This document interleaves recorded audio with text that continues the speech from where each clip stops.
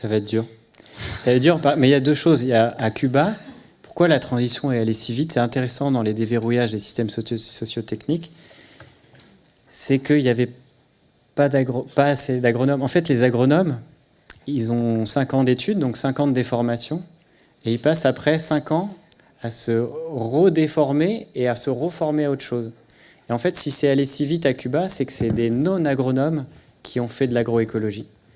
C'est des gens ils ont eu faim, ils se sont mis à cultiver, ils ont direct appris les principes du vivant, c'est parti. Et ils n'avaient pas toutes ces croyances qu'on a appris à la fac.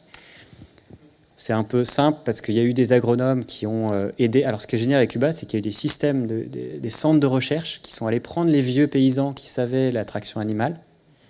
Ils les ont mis là, ils les ont fait enseigner aux étudiants, et ils ont remis la traction animale dans les centres de recherche. Ils ont créé une méthodologie de diffusion du savoir horizontale et pas en caste, justement, d'ingénieurs qui vont expliquer à des techniciens qui vont tac, tac, tac, tac, tac. C'est un truc horizontal. Et c'est très intéressant d'aller fouiller la sociologie de cette transition.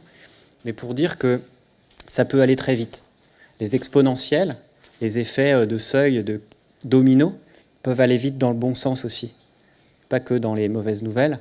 Et en fait, on va se bouger quand on aura faim, quand on sera obligé. Et pas que, il y en a qui se bougeront par anticipation.